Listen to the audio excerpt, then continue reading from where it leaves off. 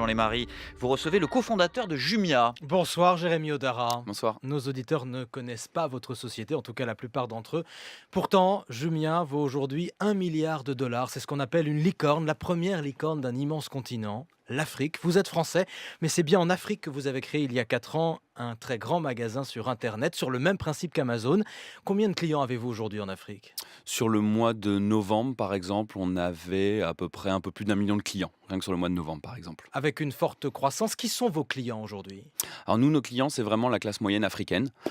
C'est les gens qui ont besoin d'acheter des produits de tous les jours, de réserver des hôtels, de se faire livrer des repas à domicile. Donc c'est vraiment la classe moyenne qui a besoin de ces différents services et produits et qui en fait utilise Internet pour avoir accès à ces produits et à ces services de manière plus agile, plus efficace, plus pratique parfois. Est-ce que c'est une nouvelle classe moyenne? Est-ce que c'est des gens qui n'accédaient pas il y a encore quelques années à ces biens de consommation? Voilà, c'est des gens qui devaient aller parfois sur des marchés en plein air ou envoyer de la famille ou des amis à l'étranger pour ramener des produits et qui aujourd'hui, grâce au smartphone, grâce à Internet, grâce à la 3G et à la 4G, ont des plateformes comme Jumia pour faire ces différents achats. Mais est-ce qu'ils ont plus de moyens qu'ils n'en avaient il y a quelques années?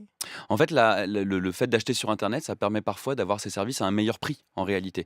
Et donc, c'est des chaînes de distribution qui sont plus modernes, qui sont plus efficaces et qui permettent justement d'avoir tous ces services parfois à un meilleur prix que ce qu'ils devaient faire auparavant. Vous avez cité la 3G, la 4G. Jusqu'où va Internet? Parce que pour accéder à un magasin sur Internet, il faut Internet, Jérémy Odara.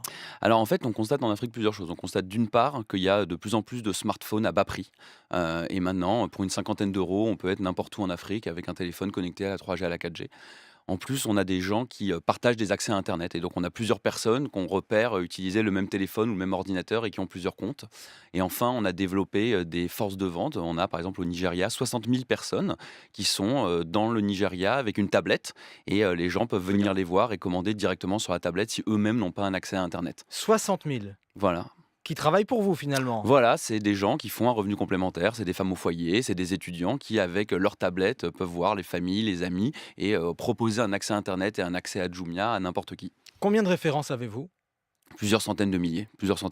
On est présent dans une vingtaine de pays et on peut trouver toutes les catégories. On peut trouver de l'électronique, de la mode, de l'habillement, de l'électroménager, des pâtes, du riz. On peut tout trouver. Votre secteur, c'est d'abord la logistique, et la logistique, c'est compliqué, c'est lourd. Jusqu'où pouvez-vous livrer?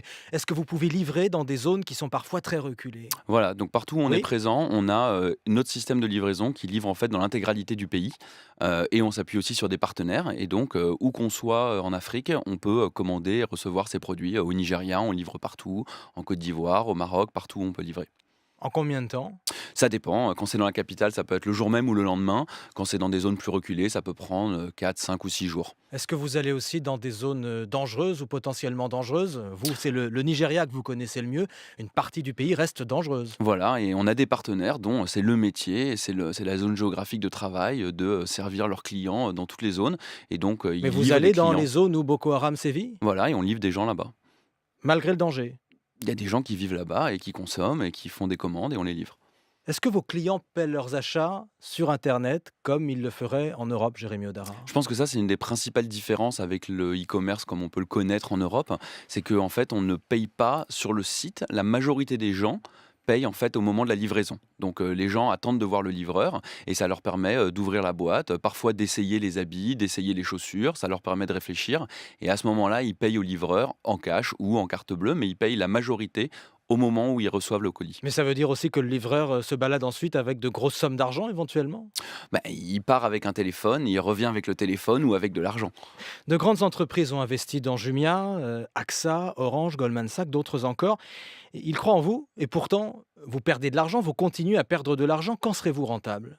Bah, pour nous, l'opportunité, elle est de se construire en Afrique le plus grand écosystème qui permet d'accéder à des services et à des produits. Ouais, vous voulez être les premiers, vous voulez occuper le terrain avant tout. Voilà, on a une croissance qui est phénoménale sur le continent africain, une demande de la classe moyenne qui est en explosion et on a des actionnaires qui sont convaincus comme nous que construire un écosystème de sites internet et d'applications, c'est la manière du futur pour consommer en Afrique et donc on est focalisé là-dessus. Mais votre objectif de rentabilité, c'est quand?